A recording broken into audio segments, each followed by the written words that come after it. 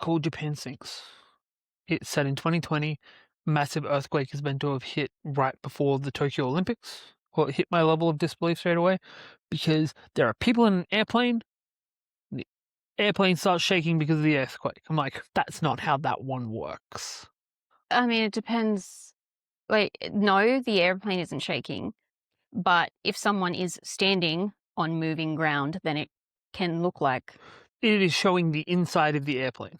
And they're getting all fucked up by it. Well, maybe that's just turbulence. Like, that's pretty much an earthquake in the air. Earthquake. Yes. But the earthquake would not directly affect... Like, the exact same shaking effect is used for all three of the scenes we see. One of those scenes is in the airplane. I thought you were about to be like, oh, it messed up the 2020 Tokyo Olympics. And it's like, the 2020 Olympics didn't happen until 2022 because of COVID. The show came out in 2019. Early 2019. Pre-COVID lockdowns 2019. Hopeful 2019. What's up, deviants? What's up, deviants? Welcome back to the Naughty Corner. I'm Courtney Watts, and we are on the unceded territory of the Wonnarua people. We are Court is in Session, a Reddit Reads podcast where game recognizes game.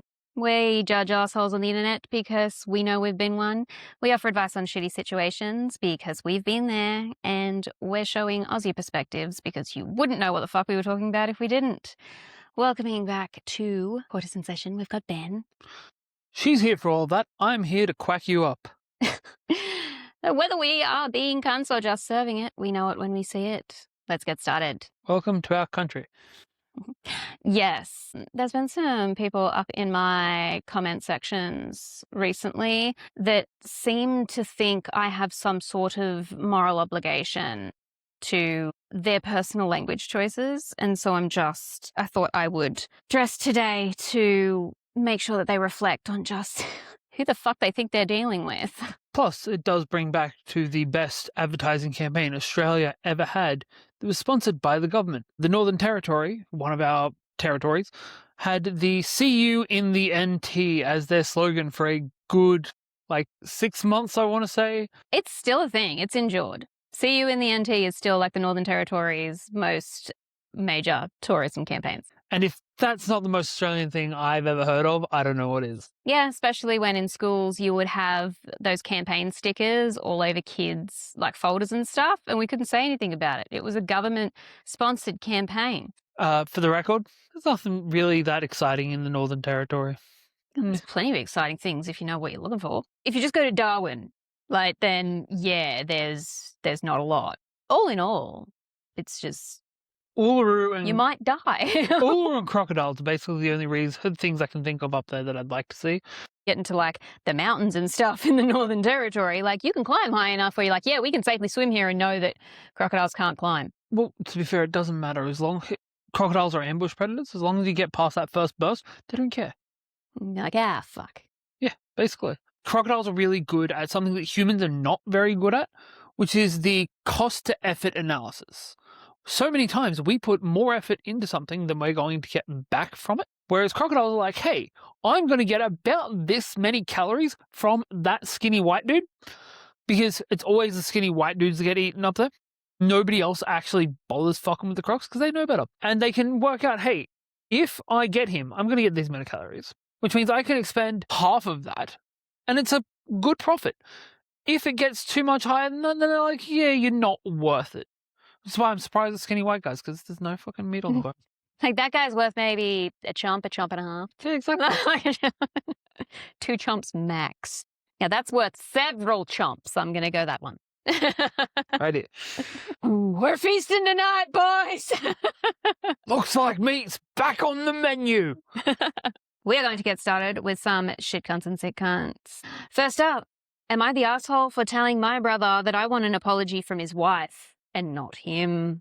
Probably not.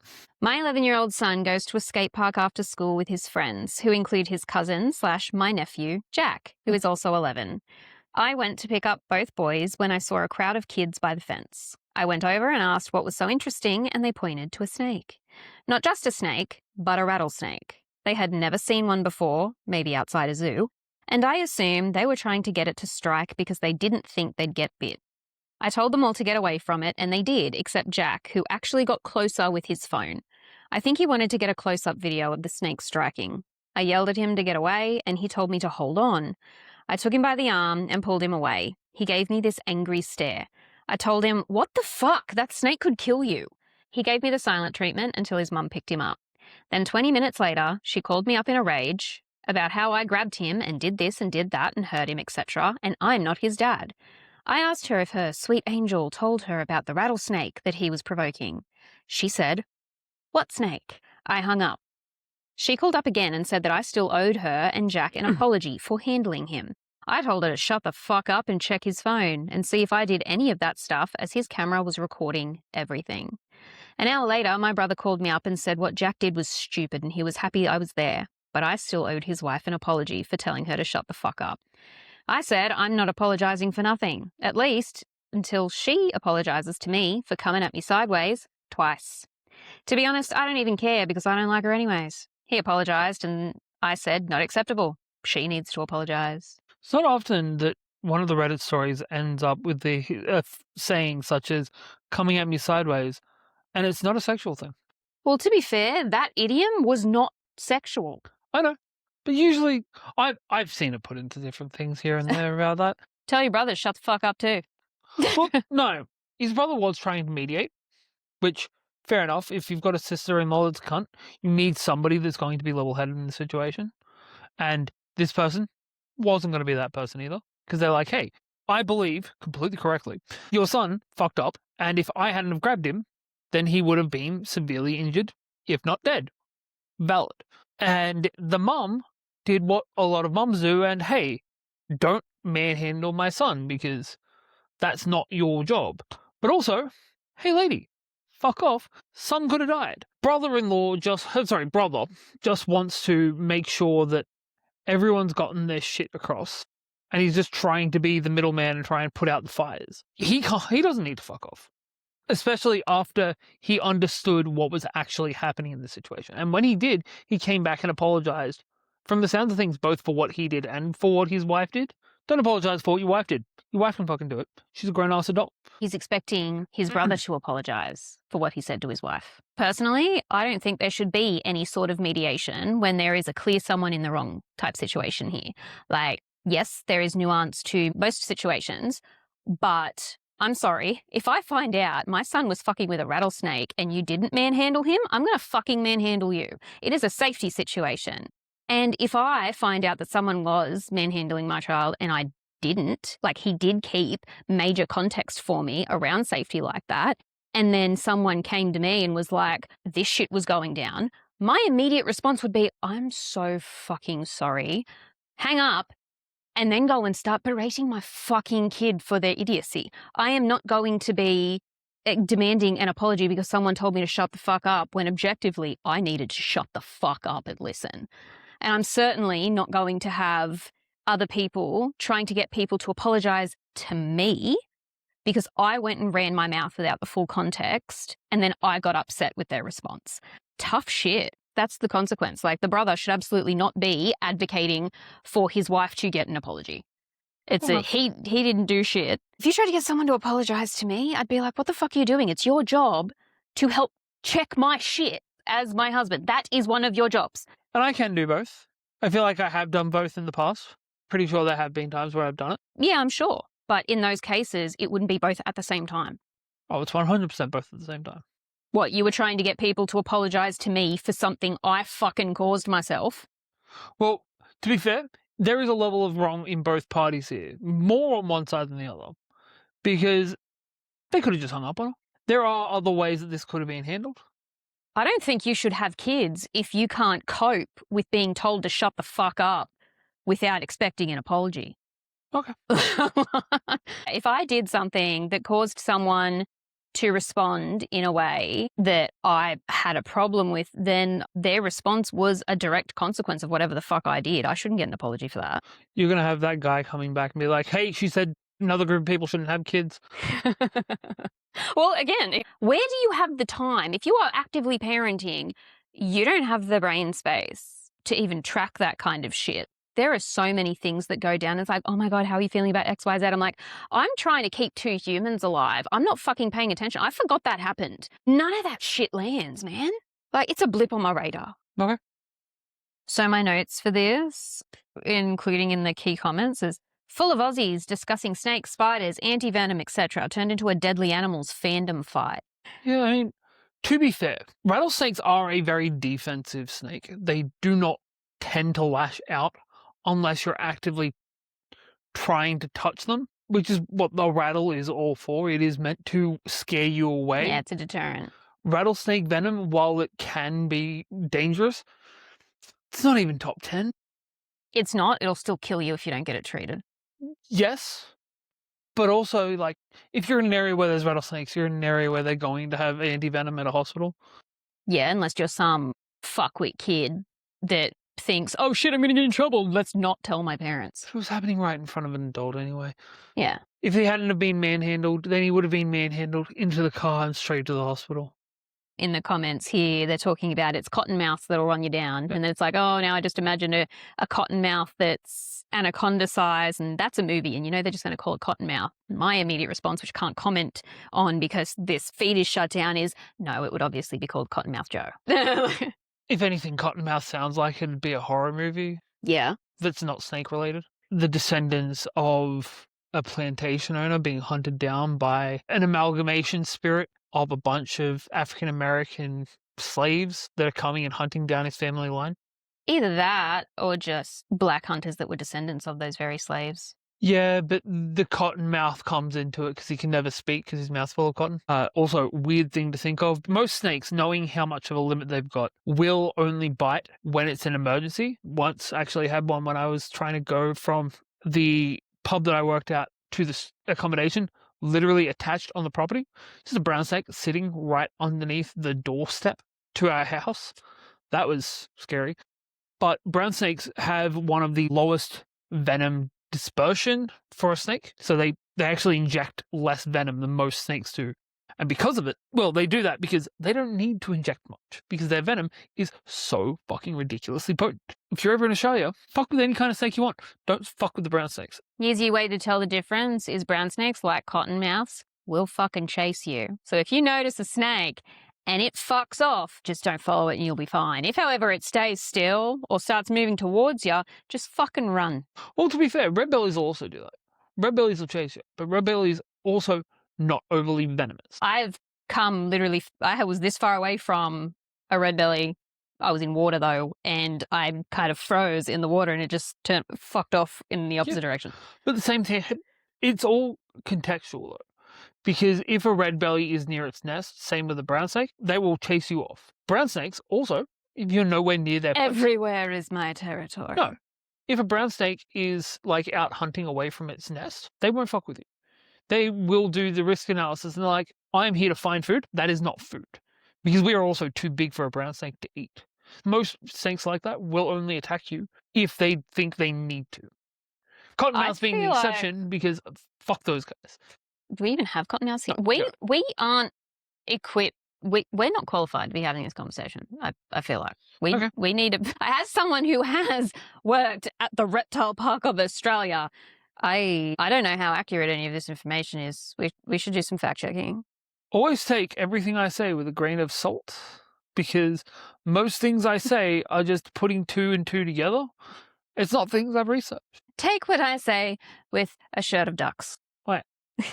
No, it's less of a grain of salt, more of a bag of salt. The whole salt shaker, really. No, if that kid got bit, he'd be rushed to the closest ER, regardless of if it's in network. They'd for sure admit him and administer a whole host of rare drugs and treatments that I'm sure the hospital is going to bill the fuck out of the insurance company for. Assuming brother-in-law and sister-in-law are normal working people and not SAG members, they'd have 100% hit out of their pocket cost for the kid. My out-of-pocket is, I think, $5,000 per person. So assuming this was in the US, he'd probably saved his brother at least $5,000, to say nothing of the no good, very bad time that kid is going to have for 3+ days at the hospital.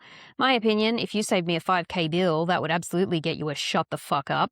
Hell, for saving my kid and saving me a $5,000 bill, you could say whatever the fuck you wanted to me and I'd respond like a British butler. Yes, ma'am. Thank you, sir.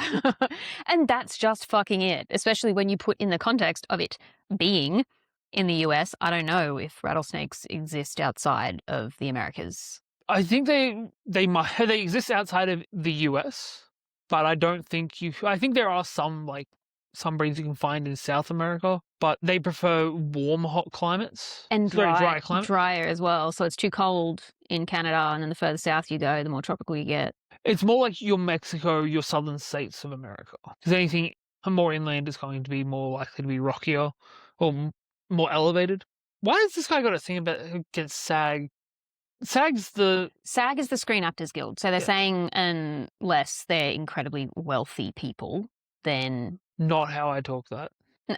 I talk that as a, hey, unless you're realistically the opposite end of the spectrum, unless you're one of those fuckers that's refusing to act at the moment. No, you had to have worked enough and earned enough in the industry in order to qualify to become a SAG member. I just thought it was their union. It is. And in order to be a member of it, you have to have earned a certain amount in the industry to qualify. Weird. Yeah, it's not like the MEAA here. Your brother's a shit cunt. You're fine. More importantly, your sister-in-law's a shit cunt. Yeah, your sister-in-law's a shit cunt. Your nephew's kind of a shit cunt. Which is understandable given he's being raised by a pair of shit cunts. Yeah. Your sister's a shit cunt. Your brother's a doormat who's being controlled by a shit cunt from the same of things. Your son is being raised saying, hey, my options are either doormat or shit cunt. Shit cunt gets me my way. Which pretty much means I can do whatever I want by both of these parents. Yeah, 100%. Because either one's going to endorse it or the other's I can walk all over. And it's just awkward at Thanksgiving. Am I the asshole for asking my wife permission to go to a very close friend's wedding overseas, 8 hours away? I don't know how you'd be a shit cunt for asking permission. I feel like it's unless your wife's like heavily pregnant at the time or like extremely ill or injured. If you're going to a friend's wedding, hey, I feel like I wouldn't even ask. I'd be like, hey, there's a wedding going on. Are we going or am I going? If it helps, this is tagged also with not enough info. Fair.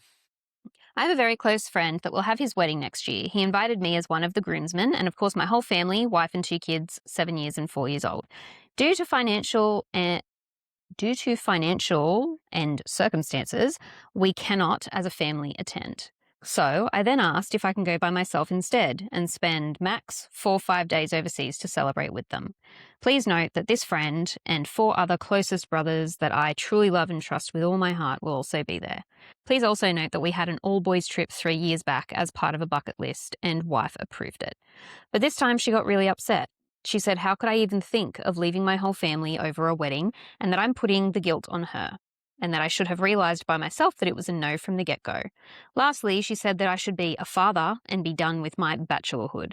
I'm a single earner, but am able to afford more than enough for them. I don't drink, I don't do drugs, I don't womanize. I just work and go home, and the only real friends I have are those boys overseas. Now we're not talking for 2 days, and I don't know if I'm the asshole for even asking. No, you're not. I don't even know where to start with this. Again, it's because we haven't been given enough info. So you give your initial opinion while I feed through some comments to see whether or not I can find whether or not OP has provided us with more context. Okay. I don't know why the prior vacation is relevant. I didn't know if it was... Initially, I was like, oh, he's going... No, maybe it's this is the last time I did a boys' trip type situation. I thought it was... Initially, it was going to be hey, we went a couple of weeks ago for a Bucks weekend overseas, and it's like, validly, if you've done another trip really recently with them, fair cop. So she has more of an issue that you're going than anything else. It's like, hey, I can understand that you can't afford to go with the whole family. I can also understand that, hey, you probably don't need to spend the full 5 days there. Like, a wedding, if you're in part of the bridal party, realistically, you need to be there for the rehearsal dinner the night before. This is just going off what I know from, like, American-style full weddings, because our wedding was not the stereotypical thing, and we're all local for the most part. Like, I think my cousins coming from Tamworth was about the furthest anyone came from anything. Lacey came from Melbourne. That's fair. My sister came up from Melbourne, my cousins came from Tamworth. It took the cousins longer to drive from Tamworth than it did Lacey to fly from Melbourne. And that's including the drive to and from both of those airports. If you're going with that, like, full suite wedding, that's rehearsal dinner the night before, which you're part of the bridal party, you're expected to be there for, day of the wedding, and a lot of weddings have, like, a morning after brunch or breakfast thing. You can fly out that afternoon. Realistically, you fly in on wedding eve, you fly out on wedding Boxing Day. Yeah, it's just I don't know how far 8 hours of flying can change, like, time zones and whether or not jet lag or anything would be a thing. But again, like, there's too much unknown context here. Like, okay, if you are the only earner in your family, then what does you taking this 5-day trip mean for your household finances? Is your wife getting the shits because fiscally it's not possible for you to go, let alone the entire family, which you've said is not a possibility here? And then there's the, okay, you've got a 7-year-old to 4-year-old, you work full time, she's a stay-at-home mother. How much effort are you putting in at home? Is she seeing it as a, oh, you go to work, you live your own life, now you're getting a fucking solo holiday, while once again, I'm the one doing the 24/7 shift every fucking day while you're off essentially living a life completely unbothered? Is that a thing? Because you're saying that she's angry that you even asked while providing no context as to why she's angry you've asked. Yeah. On the flip side, I would hope, I don't know this, but I would hope that if you're the sole provider for your family of 4, you're in a job that has some form of leave that you're taking for this trip. So that would take away some of the fiscal responsibility required, at the very least, because he won't be losing out on any extra income that he would have made while he was away. Yeah, but that doesn't remove the outlay of costs. I know, but it does reduce the outlay of costs, because if he was also taking time off of work for this and not being paid for that time off, he's ending up twice as much in the red. If you were just a guest going to this wedding, you'd 100% be the asshole. Being part of a bridal party, it's a higher level thing. Like, realistically, if it was such a hard thing to be able to get you out there, not even just your entire family, just if you going is going to be so much of a financial burden, I'd hope you'd talk to your mate. Talk to your mate, talk to your mates in general and be like, hey, I'm having a rough go of being able to afford this. I want to be able to be up there with you, but don't know if we're going to be able to swing it price-wise. Any chance you can help me out? And understandable, groom might not be able to help out with that because he's got a fucking wedding to pay for. You've got other mates that I'm assuming are the other groomsmen. They might be able to help out with it. From what he described, like, all of the other groomsmen are within the same country as the bride and groom. So if you're the only one that's having to fly in from 8 hours away, then if you were in sort of financial straits, I know that if, Lacey wasn't in a financial position to come up for our wedding, we would have made a point of paying for her to come up. It'd be one thing if this was just randomly sprung on you. Weddings are not sprung, especially for the people that are in the bridal party. Weddings are planned months, if not years in advance. If you are in a situation where you've known about this for years and you still haven't managed to, well, maybe not years, a year, and you still haven't managed to get the money together to be able to do a flight and your accommodation for it, and a suit, because you got to have a new suit for the wedding, that is on you. Because, hell, that's like $1,000. Depends on where you're going or where you are. It's $1,000, maybe 3. If you're in a position where you can't, for a year, you can't put away $1,000 to be able to do all of this, which, mind you, that is just for the one, not for the 4, you shouldn't be going to the wedding without some kind of assistance from your friends. Oh, commenters. I read through his history, MVP behavior. It seems like this is actually, at heart, a conflict about how they prioritize spending. Even just rough maths from his salary and the costs, he can very easily afford it, and they could afford to bring the kids. They have no sitter through family in their situation, and traveling with kids is stressful. I get it. But it sounds like she's controlling the decision here for her own reasons, and unless he's just a very unreliable narrator, which I don't see clues of, but always a possibility. I think you need to stop having a discussion about your friend's trip and start a discussion about how spending is prioritized for you two and who actually gets to prioritize it. That may reveal that she's less concerned about the money and she actually just doesn't want to go on the trip. If so, we have no clues as to why she might feel like that. So you'll need to try and understand why and what she needs. Good luck. Follow up. I thought perhaps she'd want her own trip and he can watch the kids for 4 to 5 days. She also deserves some time away from family with her own peeps if she so chooses, or alone if that's her thing. Solo parenting kids 7 and under isn't a vacation. It's because they're going to Japan as a family 2 months after the wedding. So 2 international trips in 60 days for the entire family would make money tight, as they would prefer to spend the additional money on their actual vacation. So in this case, it is a We want to have that money rather than you having that money. So I would say he's not the asshole. She kind of sucks though. This does seem like an everyone sucks here type of situation. They haven't had those foundational conversations around how finances or their feelings around finances and their values around money and whatnot before going into the marriage. And that is a fundamental foundational flaw in a relationship if you're not having that conversation prior to getting married. If you're going to be taking a trip for your entire family overseas 2 months after a time that you're wanting an additional trip, then going like, yeah, I want to go take a full 4 or 5 days for this wedding does seem a bit like, sir, are you high? But also her response in the, like, how dare you even ask, rather than coming at her from, okay, given what finances we have, that doesn't seem reasonable. Let's talk about what is. That seems a bit much. They just seem to be like, he seems to be far too clueless to be an active participant in the relationship when it comes to this kind of things. And it seems like the stress of that is really bugging the shit out of her and they're not communicating about it. I would also say, as far as the financial issues go, it'd come down to which one was planned first. If they've known about this wedding for longer than they've been planning the trip to Japan, that's a shitty planning situation on you guys. If, however, it's this wedding has come up during their planning or when they've been trying to save the money for it, then a lot more of it is it's a lot harder to justify that extra expense. Yeah, but I still feel like that would all come down to fundamental issues with their communication. Because more than likely, the reason why they haven't sorted that is because they take their annual family trip every year. So they're both acting under the assumption that that trip is happening. And so even though there are conversations about the wedding and the entire family was invited, in the wife's mind, it's like, well, obviously we're not going to be able to do both, so we're not going to the wedding.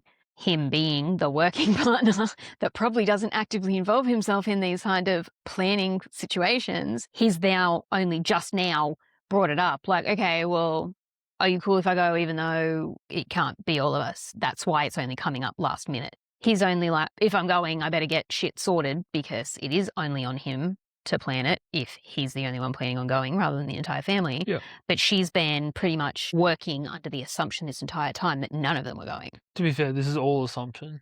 Yeah. Also, to just assume that your husband, who is meant to be a groomsman in this wedding, is just not going to go to this wedding without discussing that with him, also really shit. This is like if somebody told me, hey, you can't be Matt's groomsman because we've got a holiday coming up. That's not even a fundamental issue with finances.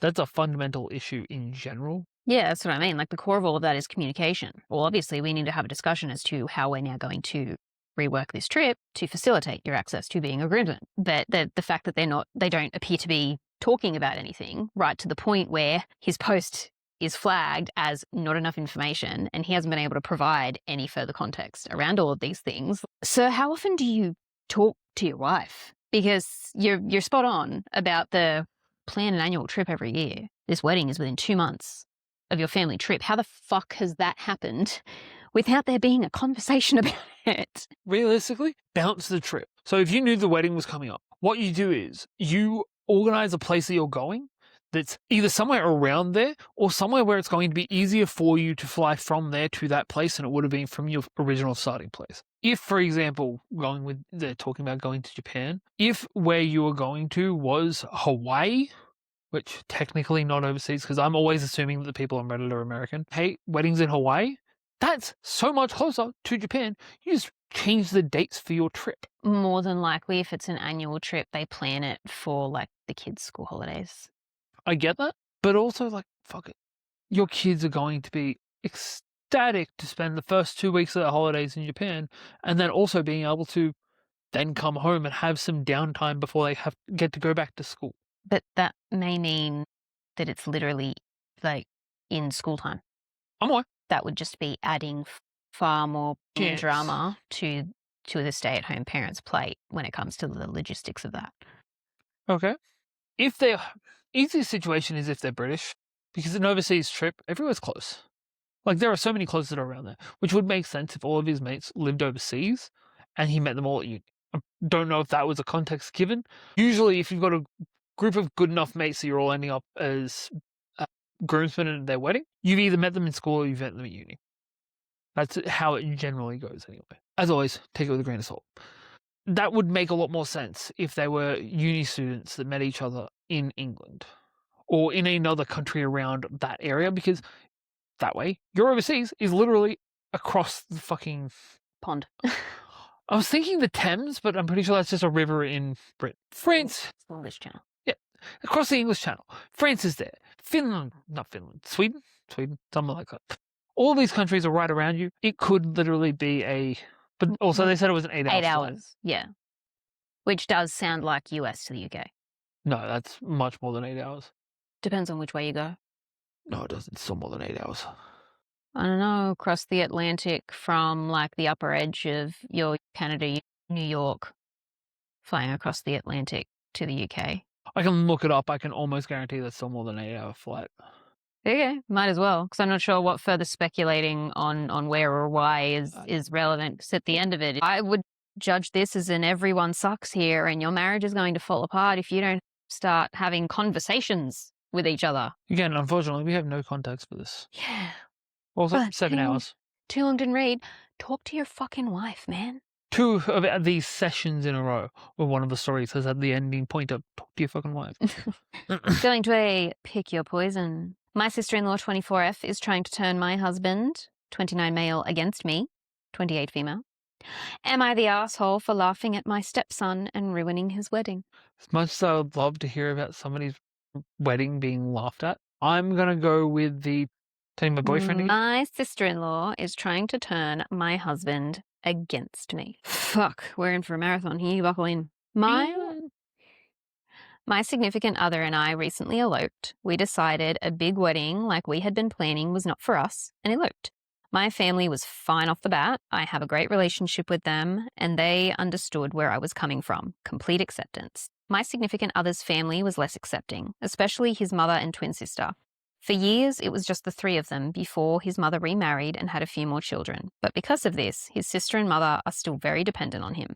They were hurt because they were looking forward to everything that comes with the wedding, the weekend away, pretty dresses, us paying for them to stay in a nice hotel, fancy food, free drinks. Not necessarily because we are getting married. Hopefully that gives everyone a small idea to how selfish and entitled they are. This all occurred in the beginning of July. We decided that after our quick elopement that we would extend our already planned European vacation from 1 week to 2 weeks, from July 25th until August 9th. Initially, we were going to board our pug. Oh, we were going to board our pug, right. I'm like, board a boat, and it's like, board our pug. What type of vehicle is a pug? Right. They're very special tugboat. They're putting their dog in a kennel facility. Initially, we were going to board our pug and have a neighbour keep an eye on our condo, but being gone that long, we thought the best idea would be to have someone stay there. Enter sister-in-law. Significant other suggested that she house sit for us. She would be cheaper than any other option. We could trust her and she loves our dog. Seemed to be the perfect solution.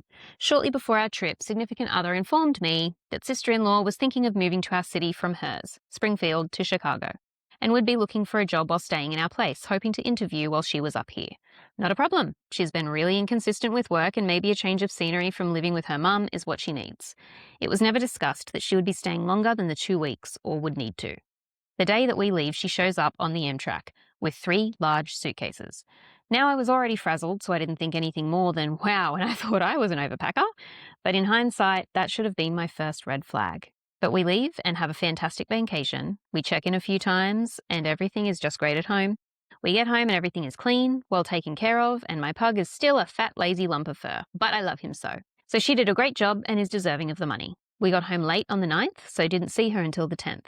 I had a day off, but she never asked for a ride to Union Station or any indication that she was returning home. Figured that she must have arranged it with significant other.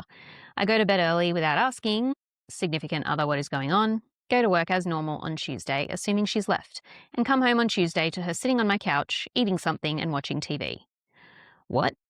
I call significant other. He says that she needs to stay for a few weeks. She told him that she has a job lead and that she has another interview next week. If she doesn't get the job, then she will go back to Springfield, but would like to continue the job search from our place. I'm not happy that he gave her permission to live here without speaking to me, but he is blind when it comes to his sister and mother, so this is something we need to continue to work on. I agree to a week extra as long as she focuses on job search. Fast forward to last weekend, August 15th. Sister-in-law has completely taken over my condo in this short time. She monopolises my living room, eats all our food and then complains when there is no food left, tells me that she doesn't want any guests using her bathroom, aka the guest bathroom, when they are over, has brought over some guy to have sex with and has very loud sex with him while significant other and I are trying to have dinner, and just makes catty comments in general towards my husband about how I seem to run the household and tells stories about how he was always a sissy growing up. I decide I can't put up with it any longer and talk to significant other about it. He agrees but acknowledges that with his mother and sister he has no backbone and he knows he'll cave. So I talk to her. I tell her that while she's a part of our family, we feel she's taken advantage of us at this point and I need to know what her plans are to leave because this is no longer working for me and significant other. She tells me that he told her she could stay as long as she needs and that she wasn't planning on going back to Springfield at this point as her relationship with her mother is codependent and dangerous. She then insinuates that if I send her back, that significant other will turn against me. I tell her that she has a week. I know significant other and her threats will not work and I can promise her that she does not want to make him pick between us because he will see what she's really trying to do. So that didn't go well at all. Things quietened down and she had her interview on Monday. She has been ignoring me for the past few days, but significant other says that it went well and she's anticipating getting the job. He said that she spoke of staying with us, but he held strong, saying that unless there was something crazy that happened, she would have to go. If she had to start the job ASAP, then we could possibly help her with finding a place. We buy her an Amtrak ticket for Saturday morning. Well, wouldn't you guess it? Something crazy happens on Friday just before she has to leave. I get a text from my significant other. We need to talk when you get home. I am worried you relapsed. Some context. I am in recovery for kleptomania. Since I was a child, I stole just to steal, not because I needed something or had no money, but just because. I've stolen since before significant other and I started dating, so about 3 years, and have done extensive therapy throughout the years to deal with this. I've been very candid about this with everyone, including mother-in-law and sister-in-law. Mother-in-law noticed that some of her clothes had gone missing and that one of her rings was gone as well. She took it upon herself to search my room, finding the ring on my dresser and searching through my closet where she found the clothing. She told him that they understand that my job is stressful and having sister-in-law staying with us added some stress. So they weren't upset and wouldn't take any further action. But that they were truly concerned, sister-in-law found several pieces of clothing that had tags on it still buried in my closet by her clothes. They believed I have started shoplifting again in addition to stealing from sister-in-law. I did not relapse. I did not buy those clothes, and I believe that either they were clothes she purchased and it was just the perfect circumstances, or that she purchased them to set me up. I came home to an intervention of sorts. Sister-in-law and significant other sitting in my living room with her clothes, rings, and the stolen clothes all laid out. She has him completely believing this. My significant other looks so distraught. He wants to help me and fully believes that I have relapsed. Sister-in-law volunteers to stay with us. She is a CADC, Google what that means, and feels that some of her skills could be there to help me. Significant other is heartbroken. He feels that he caused this by bringing stress into my life, taking all the blame off of sister-in-law. I am at a loss. The past 36 hours have been a nightmare. Whenever she is alone with significant other, she keeps planting seeds of doubt about my recovering, hinting that I seem to be wearing clothes that are above my pay grade, but I don't have any debt. So where is all this coming from? And when we talk, I can see the wheels of doubt turning in his head. Is she stealing again? Is my sister right? I've tried to explain this to significant other, and it seems that now he believes me, but he cannot imagine that his sister would try to frame me like this. He knows his mother and sister have issues, but to him, they would never try to hurt him, especially by attacking me. To me, it is obvious that sister-in-law and mother-in-law have always been able to manipulate significant other to do whatever they wanted, and had I not been in the picture, sister-in-law would have moved in without issue. Since I wasn't going along with her plan, she had to do something to disrupt it. I don't know how to handle this with her or with my mother-in-law. I know that significant other and I can recover from this, but I am worried that it will all be at the cost of his relationship with his sister and mother. So CADC is either a Candy Apples Dance Center, which is a dance center from dance moms, or slightly more likely, a certified alcohol and drug counselor. If your profession is something that specific and also something that necessary, I feel like it shouldn't take you that long to get a job. Unless she's actively not bothering to look. I know, that's what I'm going for here. Because, hell, it's not hard for me to find work, and I am the least qualified babysitter. I can't tell when you finish talking. Sorry. Like, I'm also just kind of getting wrapped in the invasive thoughts of the fantasy playing out in my head, where I just dragged that bitch out of my house by her hair, throwing all of the shit she thinks I stole with her. And it's like, oh, well, if I stole it, I clearly wanted it. So watch me turf all of this shit out of my house to show you just how little I give a fuck about it. And old mate, if you want to believe her, you're kindly welcome to get the fuck out too. There is that way to go with it. There is also the high road of it. I don't do that. I know you don't. I'm petty and tired. I know you are. And intolerant. I take the high road, which is I make it seem like I'm going along with her thing, which involves, hey, I need you to leave because you are, as you said, putting additional stress on me. And the longer you are here, the more it is growing, which I have had to have that conversation with people in the past. I've had to have that conversation with partners in the past because one of my exes, her entire family descended on our house for Christmas one year. We lived in a 2-bedroom flat and there were a good 8 of them. It wasn't they came for Christmas Day. They came for several days before Christmas. And then I was the bad guy because my mum was also away this Christmas. So I was like, hey, I'm just going to bail for a little bit. I'm going to go to mum's because I've still got a key. I'll just go chill out there for a little bit. Then I'll come back. Apparently that made me the bad guy. If you're adding extra stress and you think that this is adding to my kleptomania, I will happily reduce my stress load. But also, since this is obviously you think I'm keeping trophies of things I've stolen, because that is a lot of what kleptomania is. It is just the high of taking the thing, and the trophy is why we keep it. To relive the thrill. You should help me take that stress off me. Take all of the things you're saying that I stole, take them with you. Take them out of my environment, get them out, get out, you can go to. Bonus points if you cry.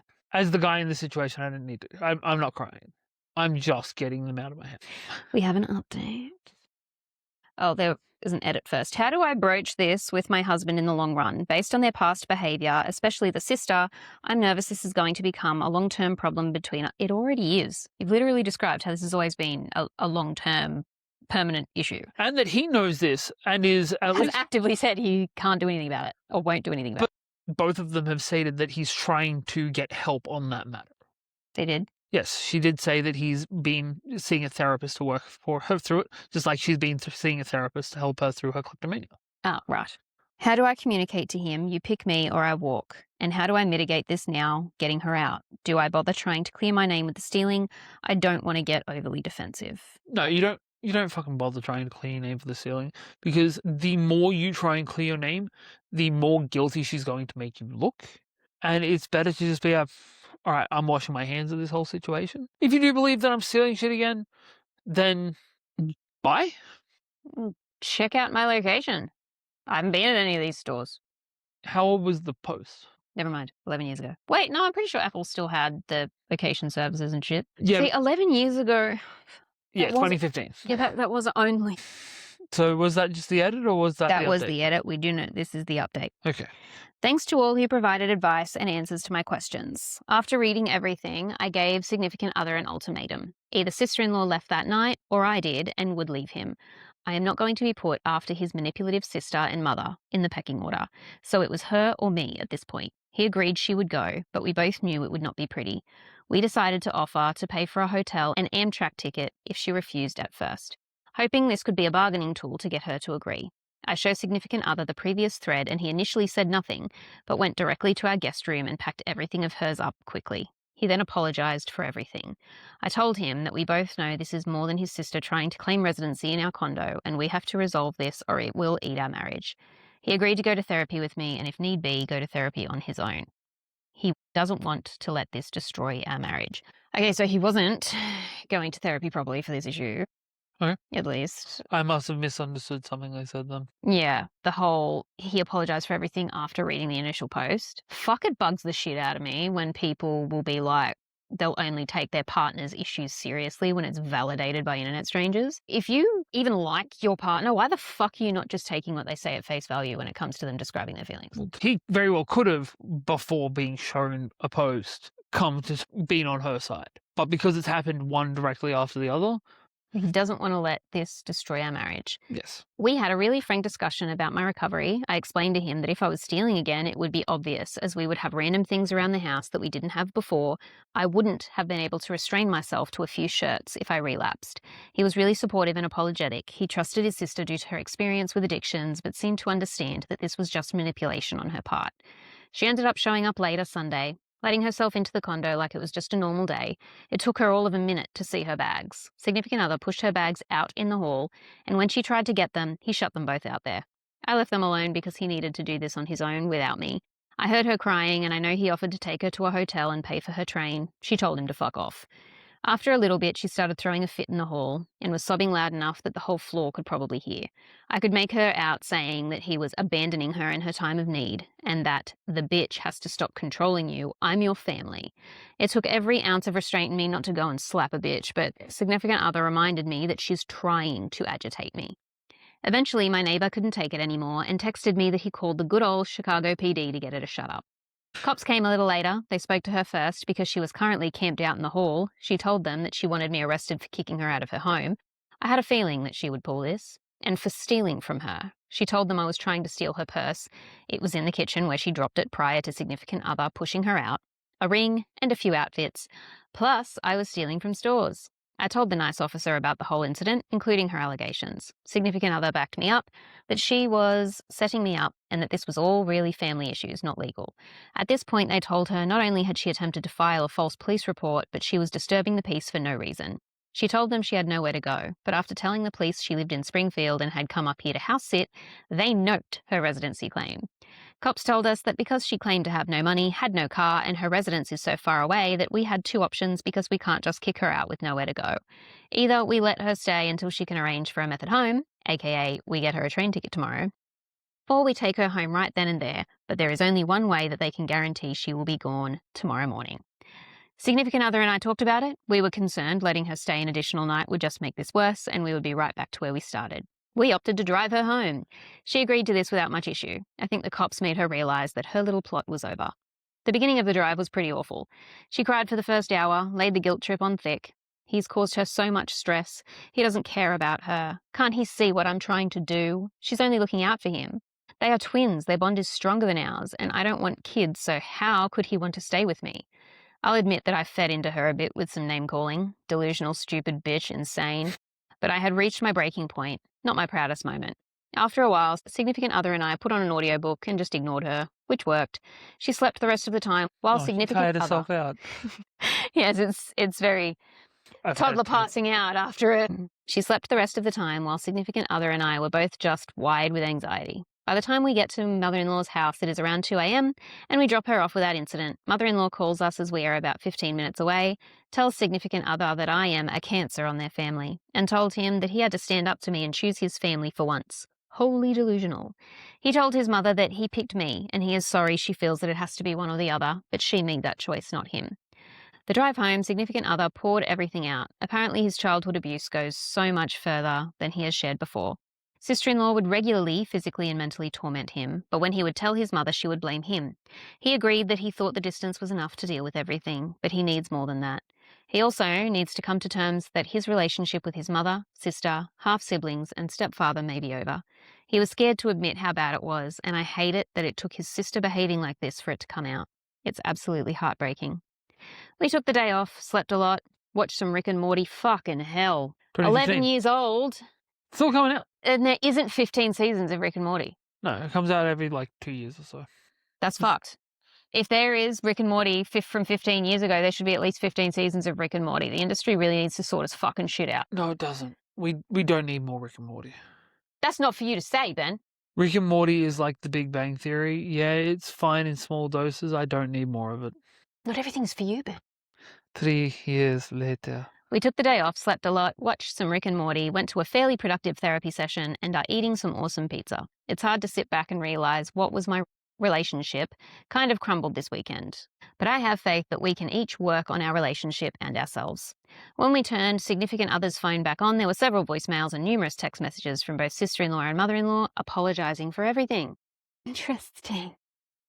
Significant other and I have talked about him going completely zero contact with both sister-in-law and mother-in-law. I think changing our phone numbers is a good place to start, but he is apprehensive.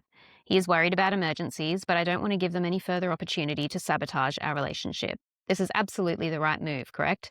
I am thinking of finding him a specialty therapist to assist with this, but I don't know where to start or what questions I should be asking with such family issues. Where should we start with this? I mean, I like the idea of finding a specialty therapist. And honestly, I don't think any sort of permanent decision should be made before that. Because if he's only just now uncovering or starting to open up about certain childhood traumas, then his mental state is going to get a hell of a lot worse before it starts to get any better now that he's opened up that box. And so, if anything, like mute the both of them for now so he can just pretend they don't exist and work through that shit with a therapist. So that way, the decisions he's coming to, he's making them when he's in the headspace to make the right one based on the ultimate outcomes he's going to want for his life, which I just don't think he's in the headspace right now to make. No, the only difference I'd say to what you just did is get rid of the for now. Just fuck them off in general. The only thing that changes my opinion on what was said previously, having a partner who has a history of kleptomania, when it's a actual kleptomania, not just a, hey, I like stealing shit, and the person that's telling you these things is somebody whose work specialty is helping people who are relapsing with addiction, that's a tricky situation. Yeah, you want to believe your partner, but when somebody is actively telling you, hey, I've seen this shit happen over and over with the people that I work with, I can understand a little bit of a slip there. If anyone's got a position to be telling you that, it's the person that works with addicts. That being said, your sister's still a cunt. Also, difference with Australia as opposed to Chicago, if they are not a resident of that house, you can kick somebody out on the street with nowhere to go, as long as they're not a minor, because it doesn't matter if it's your house or not, if you're the person that's meant to be taking care of them even for a temporary situation. If they are a minor and you cannot keep them in your house, the police will take them and get them to somewhere where they have to go, like their parents. So that on the plus side, something we wouldn't have to deal with. We could just kick that bitch out. That bitch wouldn't have stayed. No. Like if we got back and the person who was meant to be watching our house didn't leave. Yeah, but from the sounds of things, OP had been told she was meant to leave, but she had organised with him. That's that what she I'm was gonna saying. stay. If that was one of us, we'd be like, okay, that needs to be a conversation. Yes, 100%. And then more than likely, we'd be like no, you can't just indefinitely stay here until you find a job. You need to do that shit from your house. You have a time limit. Also, I have had Springfield, it's a hell of a town, playing through my head this entire time. Key comment. The problem with keeping it just in case of emergencies is that they will go on red alert and everything will suddenly be life and death. They've shown they know how to manipulate. I'd say encourage the no contact until he's had enough therapy that he thinks he won't go running the first time they call and make something up. And yeah, I can see that. If you say only call me in case of emergencies, then you're getting a phone call at 3 o'clock the next morning going, I'm stuck on the side of the highway. Yeah, there's a fine line between fucked up relatives like that and crazy exes. I mean, they're pretty much all the same. It's just all comes down to who they're targeting.